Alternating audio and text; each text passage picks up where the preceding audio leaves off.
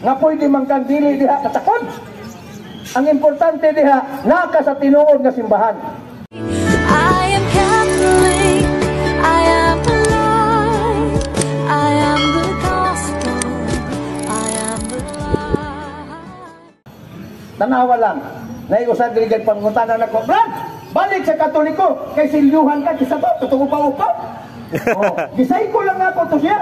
Ilan ako ba nga ang iyang kuwang ba? Dako siya kinag kay sa kuwa, pero hilay sa dire. Inan ako siya, balik sa Katoliko, Brad, kay silyuhan ka. Ingon niya, iapilog bayad ang akong mga utang. Uy, kwartar ginituyo nito, ana? Ha? Kwartar ginituyo. Oh, di sibat kaya ingnan man ako nga birahe ko kay mo sikat ingnan niya si kisa to. Si Bitonyo. Engko ko gusto ni kag birahan. Ang akong ibira sa imo, nangawat kag manok kita ayo na. Kay mo ta kay manalo ka gusto ka birahan. Pabo to. Di pugya bira nga pinat manalo no. So mao na mga teksona no. Kung mangita tag simbahan, kung seryoso ta mangita tag simbahan, na ang simbahan Katoliko. Ingon sila, Brad, hindi ko mabalik diha na ko gikan. Kaya nga no, naaba diha gikan sa balay nga wa masaak. Ha? Gikan kasi mong balay, pero nasaak pag gikan. Muna nga balik, kaya inaan na may dalan o na naman mo tultol ni mo. Muna diha mga kaigsunan, kanang mga giingon ni Kristo, nga kanang ang wala gitanong sa kong amahan, pag-aibto na, siguraduhon yun na sa Ginoo. Dili pa lang karon kay dili man na parehas magikinilaw kabutangan nimo silihalang dayon. Gitagaan ka sa Ginoo tsansa mintras ni ginhawa ka pa. Lampurnas ginatanan. Yan naman, klaro ang ingon sa Ginoo. Ingon ni San Pablo sa 5:23. Mayingon ng hambana, mo'y ulo sa iyang asawa. Ingon sa si Kristo, mo'y ulo sa iyang simbahan. O siya'y manluluwas na anak. O kawas ka sa iyang simbahan, maluwas ka. Kung dito ka sa simbahan nga tinukod lang nimo, tinukod sa imong pastor. Nga kinsa may manluluwas kung ikaw nagtukod, ikaw na puluwas-luwas.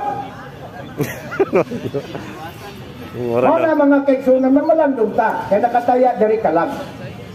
Kalag ang nakataya, dili pride. Ang pride kay baluka si Satanas. Sa tanang pride nganong si Satanas nahimo siya nga kining yawa, nahimong dautan. Tungod kay dili siya gusto nga mo paubo sa Ginoo, gusto siyang mutukong. Ug mao na hinungdan nga ang tao magkabulag-bulag. Tanawa ra gud ang pride kasi inyong balay, sukli ng imong ginikanan. Di ka pa korek, di pa bulayas kasi inyong bulag mo. May lang ikaw dagang kag kwarta, niya wa kay kwarta, sipa-sipa kag lata. Ha? So ang pride delikado na. Labi na di ka kamao mo gamit. Ang pride na anak, pero ayaw pagpaulipon ng pride. Nga, ningo pastor ko, niya pagkahuman mo balik ko diha, wa ko'y sildo. Wa lagi kay sildo sa Katoliko. Kung naman pong langit, may hatag ni mo ikaw man. Mo man ang paglaom sa mga Catholic faith defenders, mo man ang paglaom sa simbahan. Nga ningon si Kristo sa balay sa kong amahan, naidagang lawak, ug ako ning andamon para kaninyo. Kinsa may naguna dito? Naanod! Kamingon man si Kristo, kung dili ka kani tinuod, di ka na ako sultihan. Muna ako pag adto dito ug akong iandam. Kay asa ako tuaw sad kamo. Ang pangutana, kinsa may tuwa dito? Ha? Mangutana sa protestante, kinsa tuwa dito? Kadtong mga personang gipambuhat ninyo diri, tuwa dito. Kuha ninyo? Ha? Ang inyong gipambuak na si Maria, nalarawan dito, dito. Kamu, asa man may butang. Kaya asa si Kristo, tuwang sab kamo. Ang amat si Maria, ibilin dito sa impyerno. Di ba? Asa si Kristo karon. To sa langit, asa may nanay. Tuwa sa impyerno. Ay, imposible na. Wala ka diya magamit mong nahuna. Imo ganing inahan, hindi mo pasagdan diri, o tapakat si Kristo. So mga kaigsunan, mao na ang punto na to, no? Nga ang naa sa gitawag o tinuod na simbahan, ingon si Kristo, maingon nga ko balaan, pagbalaan usab kamo.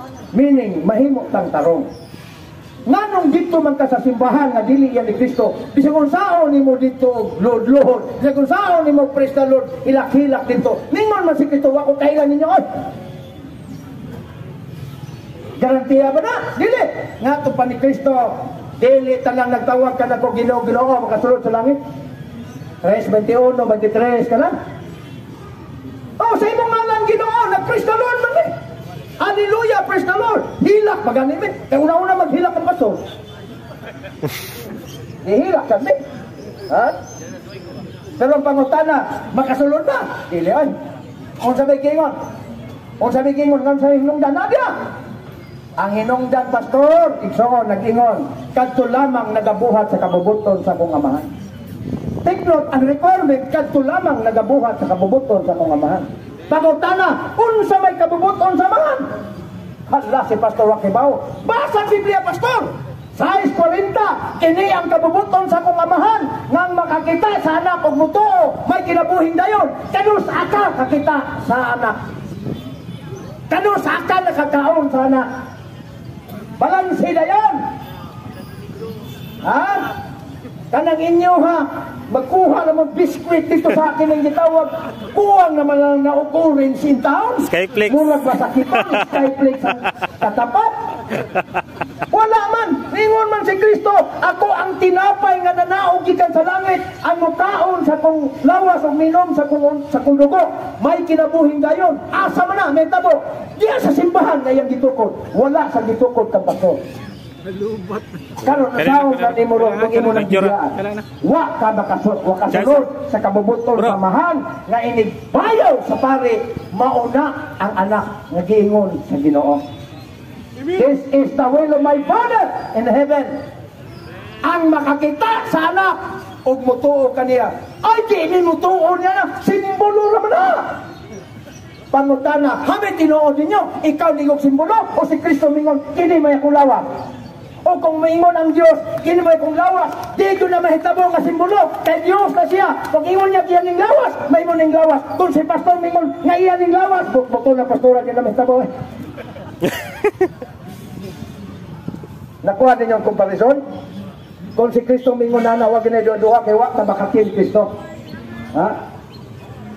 Wa ta makakil ha. Unya, pila ka tuig na mo nga wa kakita niya na. Tungod ka ng layas mo. Di ba ningon si Kristo? Pag ingon niya, ang mukaon sa kong unod ug minom sa kong dugo, una, nagbagulbol. Ang katong gidoktrinahan niya mga Hudiyo, una tong mga disipulo gipakaon niya dito sa gitawag Capernaum.